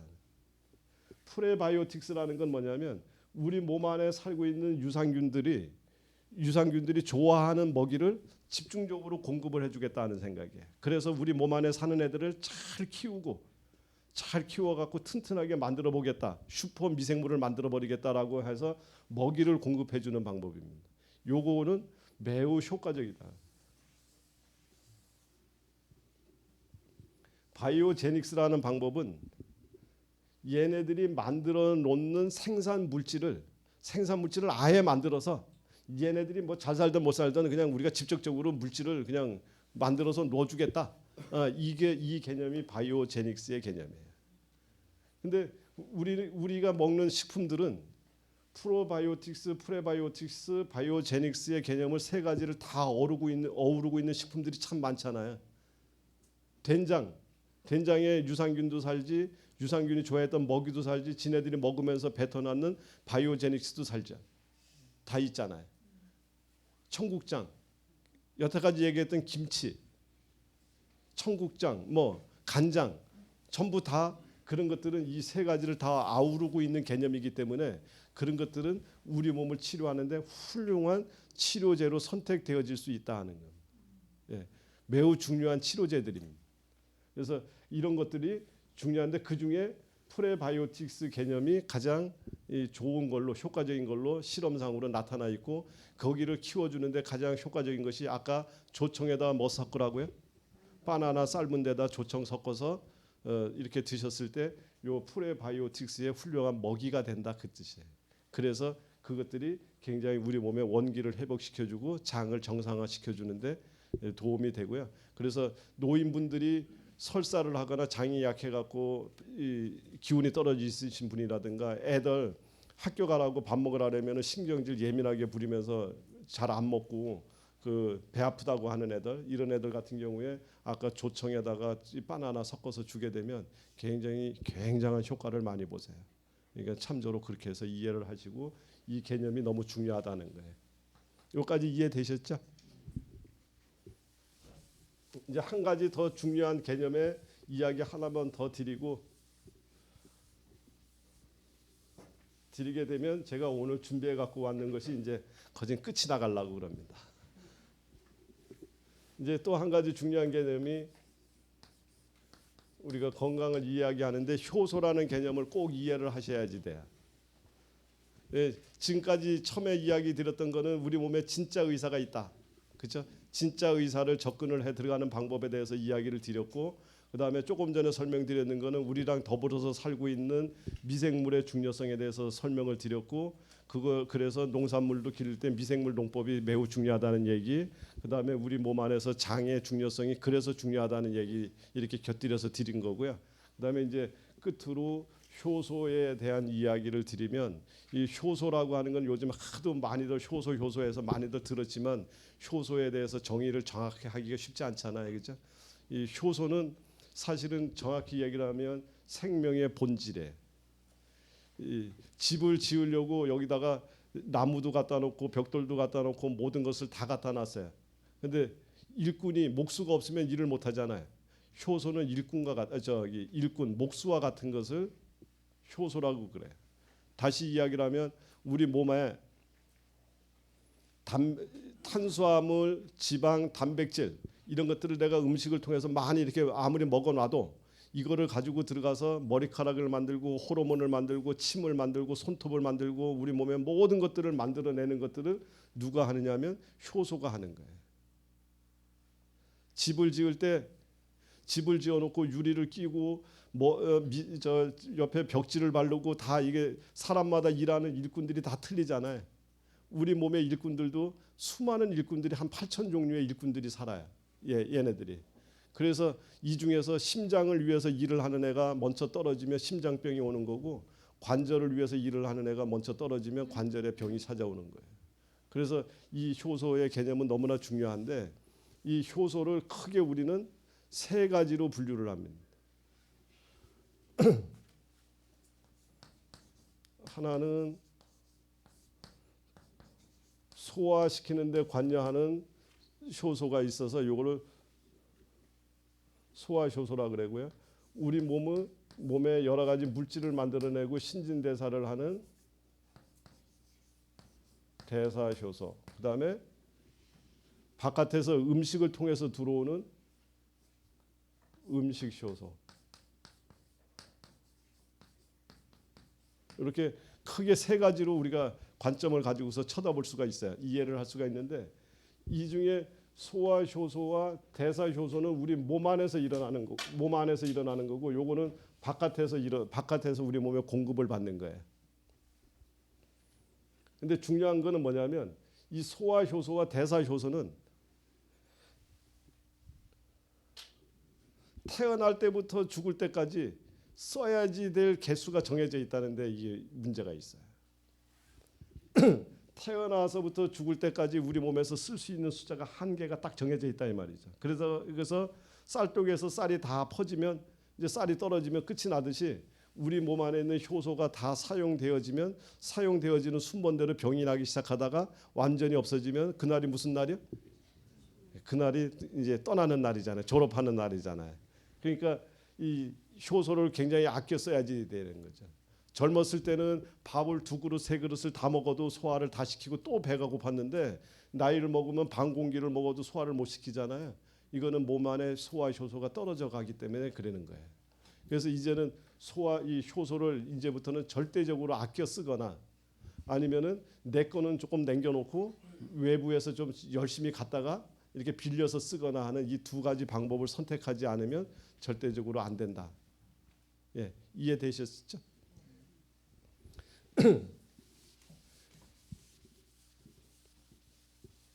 여기서 이제 한 가지 예를 하나 들으면은요.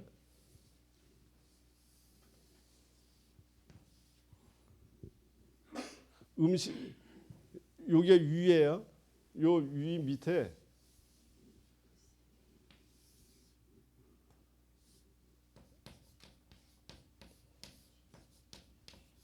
췌장이라는 데가 있고 요게 위인데요. 요 췌장에서 하는 일이 여러 가지가 있는데 그 중에 중요한 우리가 아는 걸로 해서 두 가지 일을 얘기하려면, 췌장에서는 첫 번째가 우리 소화 효소를 만드는 일을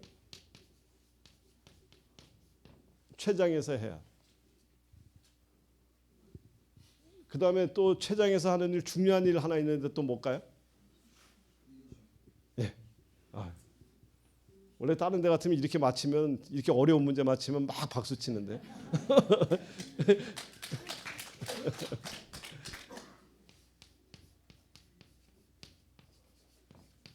인슐린을 만든다. 예.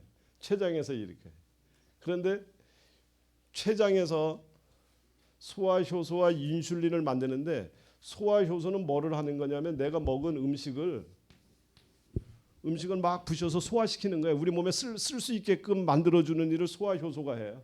그 소화시키는 일꾼이. 그 다음에 다 쓸 수 있게 만들어주면 각 세포한테 배달을 해줘야 되잖아요. 영양분을 갖다가 얘한테 야 이제 영양분 먹어라 하고 배달해줘야 되잖아요. 그걸 누가 해요? 그걸 인슐린이 하는 거예요. 그래 아까 이 당뇨가 걸린 사람이 매일같이 자꾸 또 단 거를 먹고 싶어 한다는 얘기는 단 거가 세포한테까지는 못 간 거예요. 그래서 세포 쪽에서 자꾸 단 거 달라고 얘기를 하는 거고 세포는 얘가 안 나왔으니까 여기다 갖다가 배달을 못 하니까 여기는 지금 맨날 배가 고파 있는 거예요. 이거를 아까 톡시 헝거라고 하는 전문 용어를 한번 써드렸죠. 예, 그 얘기입니다. 그래서 하여간 얘가 하는 일은 만드는 일이고 요리하는 일이고 얘가 만드는 일은 배달하는 일이에요. 그래서 이 두 가지를 췌장에서 하는데 음식이 들어왔습니다. 음식이 들어오면은 췌장에서 뭐를 만들어야 돼? 음식 만드는 일을 해야 되잖아요. 그래서 소화 효소가 막 쏟아져 나와. 그래서 얘가 이제 이렇게 내려와 갖고 몸 안으로 들어가서 이제 배달을 해야 될 차례가 왔어. 배달을 해야 될 차례가 왔는데 음식이 또 들어와 버렸어요. 그러면 배달을 중지를 하고 새로 들어오는 음식을 또 소화를 시켜야 되잖아요. 그래서 췌장에서는 또 소화 효소를 만들고 있어요. 그래서 이제는 안 들어오겠지 하고서 또 시작을 해서 배달을 하려고 그랬더니 또 들어와 버렸어요. 그래서 처음에는 과식을 해갖고 소화 효소를 만드는데 정신을 못 차리게 만든 거. 그 다음에 이제 인슐린 만들려고 그랬더니 또 음식을 집어넣었어. 간식해버린 거. 그 다음에 이제는 안 들어오겠지 하고 이제는 안 들어오겠지 했는데 또 집어넣어놨어요. 뭐죠? 이제는 안 들어오겠지 하고 야식을 해버렸어요. 예, 이런 것들이 겹쳐져 버리면 우리 몸에서는 인슐린을 만들 틈이 없어요. 시간적인 여유가 없어. 그래서 이거 만들다가 끝이 나는 거예요. 이렇게 해서 생겨난 병을 무슨 병이야? 그걸 당뇨병이라고 해요. 그러면 당뇨병은 약으로 치료할까요? 먹는 음식을 조절해서 치료할까요? 당연히 먹는 음식으로 치료해요. 예, 그렇게 치료를 하는 겁니다. 아까 콩은 우리 몸 안에 흡수가 잘 된다 그랬어요? 안 된다 그랬어요? 잘 안 된다 그랬잖아요. 그래서 콩 같은 거를 열심히 드시게 되면 몸 안에 들어가는 이 소화 효소를 굉장히 아낄 수가 있어요. 이 소화 효소도 아끼고 얘네들이 지저분한 거를 다 끄집어내서 바깥으로 끄집어내 버리기 때문에 소화 효소를 매우 아끼고 효과적으로 쓸 수 있기 때문에 당뇨의 가장 효과적인 재료 중에 당뇨 치료의 가장 효과적인 재료 중에 하나가 콩입니다. 이해되셨죠? 예. 이거나 똑같이 이거는 지금 당뇨를 예를 들어서 소화 효소와 인슐린에 대한 관계를 설명한 거고요. 그리고 이거 말고 만약에 얘를 만들다가 정신이 없어서 관절에서 일을 하는 애를 빌려다가 얘가 썼어요. 아니면 심장에서 일을 하는 애를 빌려다가 얘가 소화 효소가 일이 부족해서 써버리면 심장에 병이 생기는 거예요. 관절에 가서 일을 해야 될 애를 갖다 이쪽에서 갖다가 쓰면 그러면 관절에 병이 생기는 겁니다. 그래서 지금부터는 속을 무진장 편안하게 만들어서 소화 효소를 절대적으로 아끼지 않으면 다른 데 병이 생겨날 수밖에 없는 시절로 가고 있다는 거예요. 그래서 이거를 절대적으로 아껴야 되는데 그거에 가장 아끼는 방법 중에 가장 효과적인 방법이 금식하고 소식하는 거예요. 그다음에 효소가 넉넉한 음식을 섭취해 주는 겁니다. 여기까지 지금 잘 따라오고 계시죠? 효소는요. 불행인지 다행인지 모르지만 얘는 불에 약해요. 불에 약해서 약 50도씨가 되면 전부 파괴가 돼서 기능을 활성도를 잊어버려요. 죽어버려요. 50도씨가 되면. 그래서 효소를 잘 살려서 음식을 통해서 우리가 섭취를 해야지 되는데 우리가 먹는 음식의 대부분은 어떤 음식을 먹어요? 이 화식이잖아요. 끓이고 지지고 볶아서 먹잖아요. 그래서 먹다 나니까 우리 먹는 음식의 대부분이 효소가 파괴가 된 음식을 먹고 있습니다. 그러니까 생짜배기로 우리 몸 안에 있는 이 효소를 끄집어내서 이거를 하려고 하니까 몸에 여러 가지 병들이 지금 많이 생겨나고 있다. 예. 그래서 이 효소를 무진장 아껴서 쓰고 살아있는 효소를 많이 먹어야 되는데 그중에 가장 효과적인 방법이 아까 또 이야기 드렸는 김치라든가 된장이라든가 고추장이라든가 간장이라든가 여기에는 효소들이 그대로 살아있기 때문에 그것을 살아있는 채로 먹는 연습을 식탁에서 한쪽 부분에서는 반드시 하셔야지 돼. 예, 그래야 우리 몸에 있는 효소를 아껴 쓸 수가 있습니다. 우리 사람 몸에 있는 요 췌장 있잖아요. 아까 그림 그렸던 요 췌장이 소의 췌장보다 6배가 커요. 사람이 6배가 체중 비례해서 6배가 큽니다. 왜 그럴까요? 소는 살아있는 채소를 주로 먹기 때문에 이 췌장에서 소화 효소를 만들어낼 이유가 별로 없어. 소의 위가 몇 개인지 아세요? 4개. 위가 4개잖아요. 4개가 있잖아요. 이게 4개가 있으면 소의 침 이렇게 염을 먹을 때 보면 침을 막 주줄주줄 흘리잖아요. 그거를 딱 받아가지고 짜장면 그릇에다 쏟아놓으면 짜장면이 소화가 될까요? 안 될까요? 안 해봤으니까 모르시죠. 예, 그거는 갖다 쏟아부어봐도 소화가 안 돼.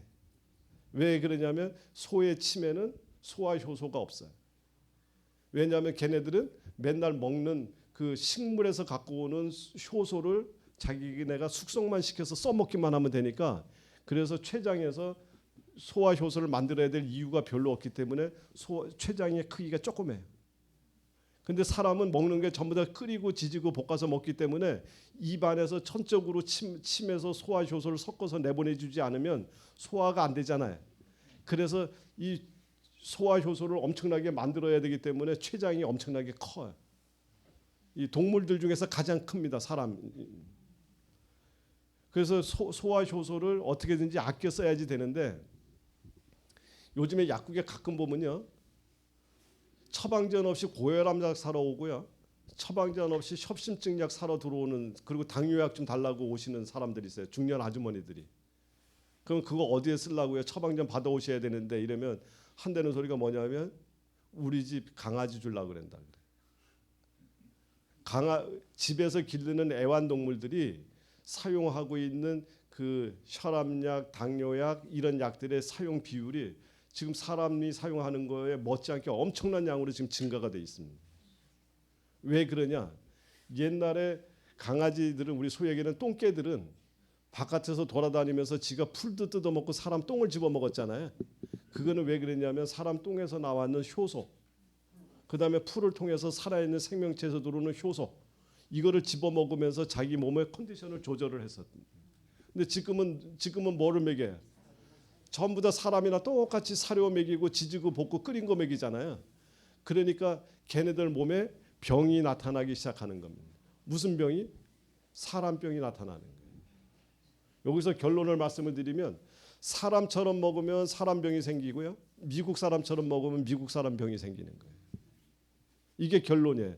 내가 어떻게 먹느냐에 따라서 우리 몸에 찾아오는 병은 그대로 지어되는 거다 이 말입니다. 그래서 먹는 것이 그렇게 중요해요.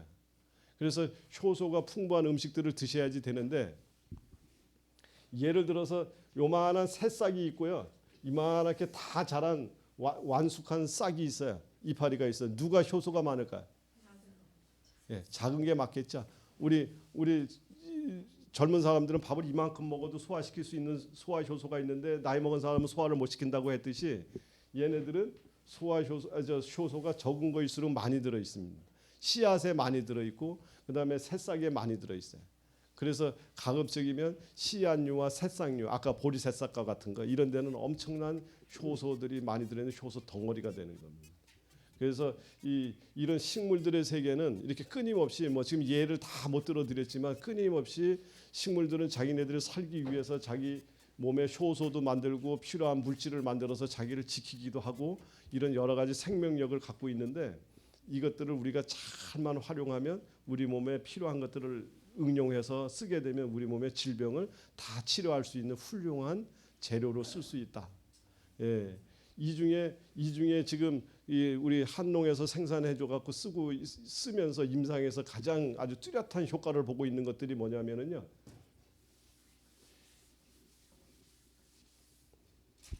아까 보리새싹 있죠?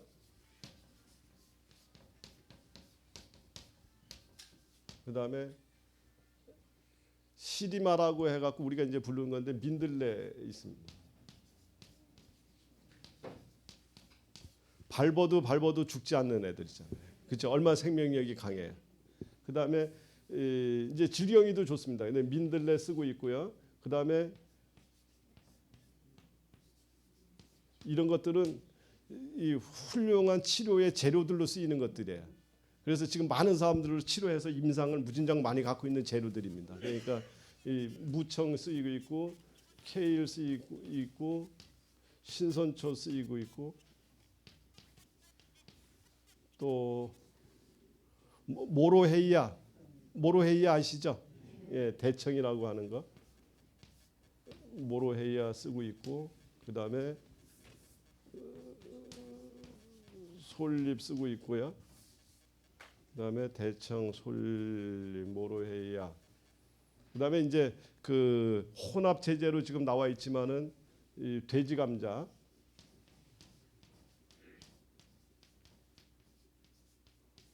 우엉,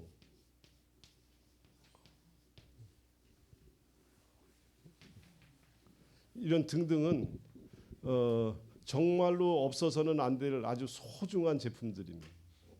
예, 이게 전부 한농에서 나오는 것들이에요. 그래서 지금 바깥에서 많은 환자들이 현대의학에서 도저히 해결 안 되는 사람들이 지금 이거 먹고서 전부 다 엄청난 치료가 다 되고 정상적으로 사회생활을 하고 하는 분들이 참 많습니다. 그래서 이제 다음에 기회가 좀 더 되면 이런 것들에 대해서 이제 조금 더 구체적으로 얘네들이 어떠한 작용들을 펼쳐서 그런 병들이 치료가 됐는지에 대해서 조금 더 접근을 해서 이야기를 드릴 기회가 있으면 좋겠고요. 그러니까 이런 것들이 전부 다 훌륭한 치료 재료가 되고 치료 재료가 될 수밖에 없는 것은 아까 처음에 말씀드렸던 눈에 보이지는 않지만 생명력, 펼침의 작용들이 엄청나게 센 애들이고 그다음에 여기 애들은 전부 다 기를 때 무슨 농법으로 길렀다고요?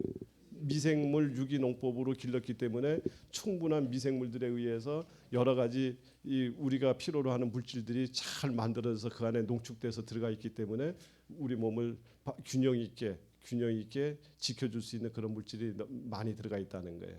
그리고 이제 얘네들의 흡수를 도와주기 위해서 지금 이제 우리가 사용하고 있는 것 중에 효소액이라고 있는데 효소액이라고 있는 게 마늘이라든가 그다음에 오미자라든가 또 함초라든가 그다음에 더덕 이런 걸로 해서 지금 이렇게 이 효소액을 만들어서 씁니다. 그래서 쓰는데 그때 이거를 발효를 시키기 위해서 미생물들이 그 안에서 살게 하기 위해서 우리가 미생물은 먹이를 줘야 되잖아요. 먹이를 주기 위해서 주로 어떤 거를 쓰죠? 설탕. 예, 설탕을 쓰거나 올리고당을 쓰잖아요.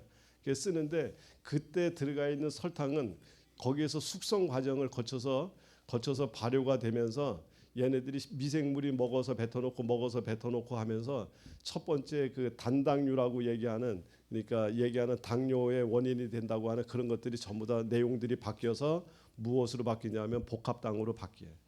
사당류, 이 다당류로 물질이 바뀌어지면서 그거를 먹게 되면 일시적으로는 당이 올라간 듯 보이지만 실질적으로 당을 치료를 해낼 수 있는 힘들을 걔네들이 갖고 있다. 이렇게 이해를 하시면 되고요. 그러면은 이제 저희가 가끔가다 또 이야기를 해요. 약국에서 보면은 제가 우리 이걸 치료하는 데는 예를 들어서 마늘로 만든 효소액이 있습니다라고 제가 만약에 손님들한테 얘기를 하게 되면 손님들이 아유 우리 집에도 담궈놨는데요 이러거든요. 그러면 그 집에서 담궈냈다는 거하고 제가 갖고 있는 한농에서 만든 효소액과의 차이는 어떤 거가 있을까요? 제일 중요한 거는 안에 일단 미생물 유기농법으로 길러진 거기 때문에 일단 거기에 들어와 있는 농축대에서 지금 와 있는 성분 자체가 틀린 거예요. 예. 그 다음에 더 중요한 거 있습니다. 거기에서 살고 있는 미생물들이 무슨 힘을 갖고 있을까요? 미생물이 말을 알아들어요, 못 알아들어요? 알아듣죠. 알아듣는데 무슨 말로 알아들은 애들이에요? 긍정의 힘, 된다, 그렇죠? 그 한농 사람들의 마음이 그 안에 들어가 있을 거 아니에요. 그 마음이 담겨져 있는 효소액이기 때문에 다른 사람들이 갖고 있는 거랑은 하늘에서 땅 차이로 틀린 겁니다. 제가 하루에 3번씩 절을 해야 된다는 말이 이해가 되시죠? 예, 그런 겁니다. 그래서 이거는 똑같은 재료로 똑같은 걸로 만들었다고 해서 똑같은 답이 나오는 것은 절대 아닙니다. 이 세계는 종갓집 며느리가 만든 음식하고 일반 사람이 만든 음식하고 재료를 똑같이 주어줘도 맛이 틀린 이유는 하나는 정성을 다해서 만드는 거고요. 하나는 그냥 만들었고 장사를 하기 위해서 만들었다면 분명히 결과물은 틀려요. 그래서 한농에서 농사를 지을 때부터 미생물 농법으로 정성을 다해서 그래서 길러진 그 기도하는 마음으로 길러진 그 재료를 갖다가 또 거기에 미생물이 심어져서 발효가 된 그 물질은 감히 이 세계 어디에도 없는 그런 물질이 탄생이 되는 거예요. 그리고 더더군다나 또 그것을 먹으면서 우리 미생물한테 장에 살고 있는 아까 그림 그려드렸잖아요. 장에 살고 있는 미생물에다 부탁을 하는 거예요. 내가 지금 필요로 하는 물질을 너는 잘 알고 있지 않느냐. 나는 지금 현재 의식을 하지 못하지만 너는 우리 몸에서 지금 필요로 하는 얘기를 너무 잘 알고 있지 않느냐. 그 물질 좀 만들어서 우리 몸에 공급 좀 해줘라. 예, 그러면 우리 몸이 치료가 되죠. 예, 이 얘기가 너무 구름 잡는 얘기 같아요? 아니죠. 정말입니다. 이거를 믿으셔야지. 믿으시는 거로부터 모든 것이 문이 열리기 시작합니다. 문이 안 열리고서는 절대적으로 어떤 치료도 할 수가 없어요. 그래서 믿으셔야지 돼. 예, 그래서 문만 열으면 치료는 시작되는 거고 건강은 지켜지는 겁니다. 오늘 준비한 게 여기까지인 것 같아요.